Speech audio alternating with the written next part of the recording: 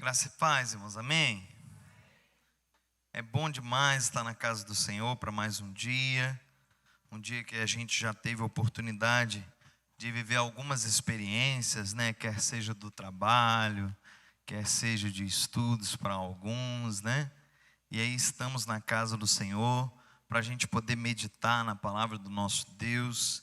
E hoje eu quero trazer uma palavra aos nossos corações na seguinte perspectiva e embasado no seguinte tema: não tenha dúvidas.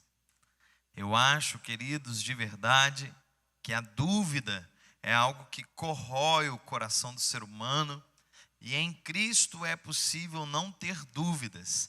E é sobre isso que a gente vai se debruçar, tá? Vamos para a Bíblia, para a palavra do nosso Deus. Romanos, capítulo 8. A partir do verso 31, nós estaremos lendo os versos e ministrando uma porção de Deus para o nosso coração. Sobre esse tema, não tenha dúvidas. Diz assim o verso 31 da carta que o apóstolo Paulo escreveu aos Romanos, no capítulo 8.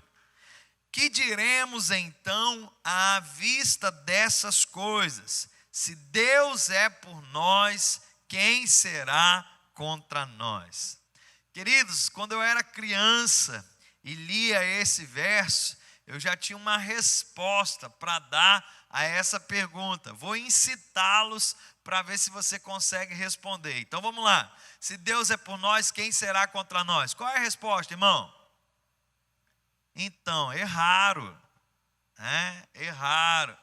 Eu também pensava igualzinho vocês, né? A ideia, irmãos, de que se Deus é por nós, ninguém será contra nós, não está ali como uma afirmação, está como uma pergunta. Presta atenção nesse detalhe. E é para que a gente responda. E meu irmão, se você, porque aceitou Jesus, não tem ninguém contra você, eu preciso entender o que tem diferente na sua vida para a minha. Porque na minha vida, o fato de eu ter aceitado Jesus, aí é que se levantou a oposição. Eu acredito que você consegue enxergar melhor esse verso ao perceber o que de fato o apóstolo queria nos dizer. O apóstolo está tratando de uma série de situações e ele diz: que diremos então à vista dessas coisas, do que ele já estava dialogando. E ele diz: se Deus é por nós, e eu creio que é, quem será contra nós? E aqui eu preciso deixar muito claro, irmãos. Tem uma série de pessoas e de forças contra nós. A Bíblia diz, por exemplo, que nós precisamos resistir ao diabo, a fim de que ele fuja de nós. Qual seria a necessidade de resistir ao inimigo se ele não fosse contra nós? É claro, queridos, que no cenário de vida espiritual, se nós estamos com Cristo e somos toda a faceta do que é bom, do bem, todo o contrário disso, o mal, através do inimigo e de quem quer a ele se associe, vem contra nós, e é uma constante guerra. Já ouviu falar da batalha entre luz e trevas? Se há batalha, se há guerra, se há dilema, se há conflito, é claro que a essa pergunta, a resposta mais adequada não é ninguém será contra nós. Não. A resposta é que há sim alguém contra nós. Todavia, tudo que esse alguém queira fazer contra nós, se nós estamos com Cristo, não vai adiantar de nada. Amém? Essa é a diferença. Não é que nós não temos opositores, é que os planos deles se frustram.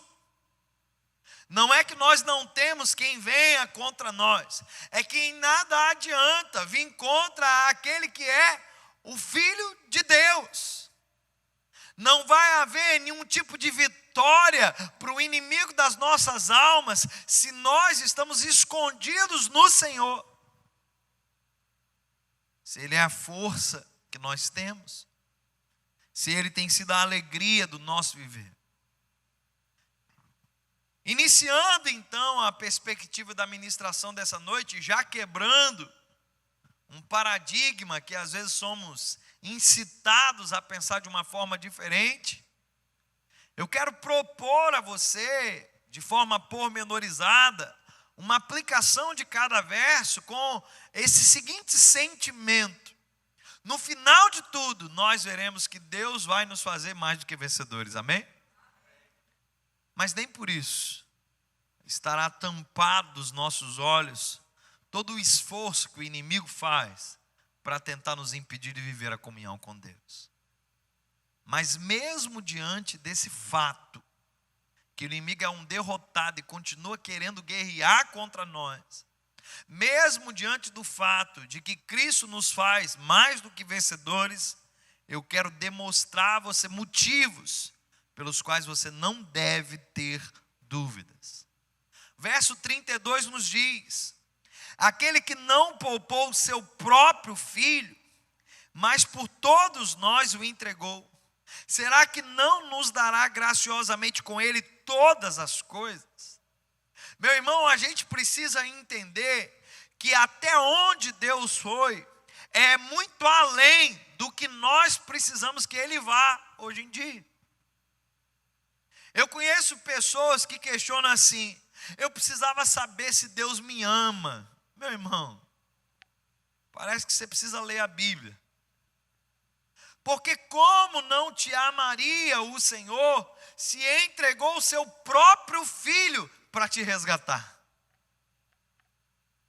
Como não nos amaria o nosso Senhor se, condenados em nossos pecados, em nossos delitos, e tendo como condenação a morte eterna, foi misericordioso conosco, não nos punindo severamente com essa punição que nos era devida e justa, mas preferiu permitir com que o seu Filho deixasse a glória do unigênito do Pai, ao mundo viesse como um verbo que se encarnou, mas aqui em forma humana se humilhasse, e se humilhou tanto até a morte, morte de cruz, que era a horrenda condenação para a época. Como não entenderíamos o amor de Deus por nós, se Deus fez tudo isso? E aí, meu irmão, eu quero que você pense: se Deus fez isso, que é o macro, por que Ele não vai fazer aquilo que os nossos corações hoje, porventura, desejam ou pedem a Ele, de acordo com a sua própria vontade? Claro que Deus age como um pai. Pai ouve pedido todos os dias do filho, e nem sempre atende. E se você for procurar saber, em inúmeros momentos, não terá atendido justamente por amar o filho, justamente por querer bem o filho. Deus, enquanto pai, faz exatamente assim conosco. Deus não é aquela espécie de supermercado que a gente vai e vai pegando o que quer. Não, não é assim que funciona. Não é que todo o seu pedido será atendido. E não adianta nem usar texto bíblico para isso. Porque a grande verdade que a Bíblia vai querer nos dizer e mostrar é que se nós pedirmos alguma coisa segundo a sua vontade, Ele nos concede. Mas tem que ser de acordo com a vontade dEle, amém? É por isso que Tiago, ao escrever a carta, diz assim: olha, pedis e não recebeis, porque pedis mal, para gastar nos próprios deleites de vocês. Se nós entendermos e buscarmos em Deus que as nossas petições estejam alinhadas com o propósito de Deus para a nossa vida, não tem nada que Ele não queira e possa fazer ao nosso respeito, uma vez que o macro, que foi entregar o seu próprio filho em amor a nós, Ele já fez.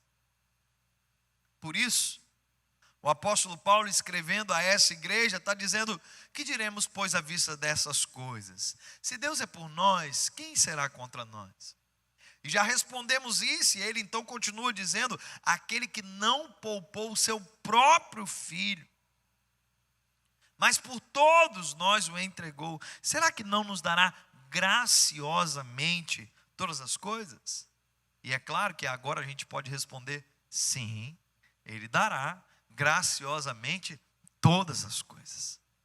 Uma vez que, estando alinhado com a vontade dEle, Ele nos dará todas as coisas.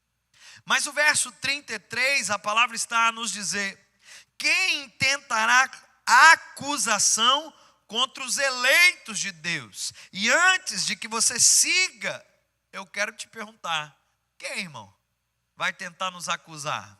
Nós, os eleitos de Deus. Você tem uma ideia aí? Quem?